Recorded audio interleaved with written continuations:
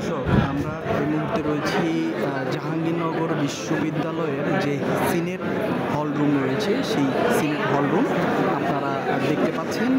এখানে জাকসু নির্বাচনের যে 21টি কেন্দ্র রয়েছিল, সেই 21টি কেন্দ্র থেকে ইতিমধ্যে 20টি কেন্দ্রের যেই ব্যালট বক্স সেগুলো ইতিমধ্যে এখানে এনে রাখা হয়েছে।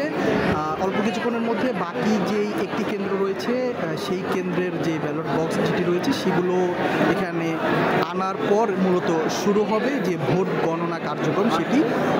এখানে আপনারা দেখতে পাচ্ছেন বিভিন্ন সংবাদ মাধ্যমের যেই সাংবাদিকবৃন্দ তারা এখানে অপেক্ষা করছে ভোট গণনার জন্য। এর পাশাপাশি বিভিন্ন যেই প্যানেল ছিল এবং স্বতন্ত্র থেকে যেই প্রার্থীরা নির্বাচন করেছে তারাও এখানে অপেক্ষা করছে ভোট গণনা শুরু হওয়ার অপেক্ষায়।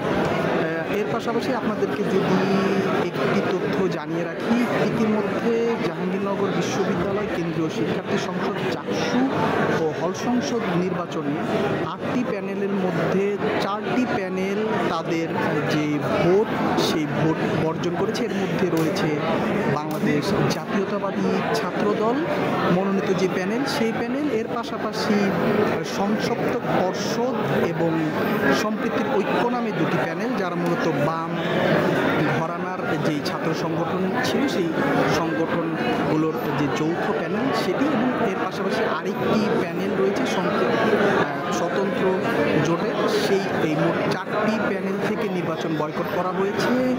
এর পাশাপাশি ইসলামী ছাত্র শিবির এবং বাংলাদেশ গণতান্ত্রিক ছাত্র সংসদ এই দুটি প্যানেলের যে প্রার্থী যারা রয়েছে মূলত তারাই এখন এই সিনেট হলে অবস্থান করছেন। আমরা যদি আপনাদেরকে একটু দেখানোর চেষ্টা করি, এইখানে যাদেরকে দেখা যাচ্ছে তারা প্রত্যেকেই বিভিন্ন পদে প্রতিদ্বন্দ্বিতা করেছে, এখানে তারা অবস্থান করছে। তো আমরা যেটি জানতে পেরেছি আর অল্প কিছুক্ষণের মধ্যেই এই যে জাকসু যে নির্বাচন কমিশন রয়েছে 2025-এর, সেই নির্বাচন কমিশন কর্তৃক এই সিনেট হল রুমেই এই বাক্সবন্দি যে ব্যালটগুলো রয়েছে সেগুলো গণনা কার্যক্রম শুরু হবে এবং এর মধ্য দিয়েই দীর্ঘ 33 বছর পর আবারও নির্ধারিত হবে জাহাঙ্গীরনগর বিশ্ববিদ্যালয় কেন্দ্রীয় ছাত্র সংসদ জাকসু, সেই জাকসু নির্বাচনে কারা নেতৃত্বে আসবে।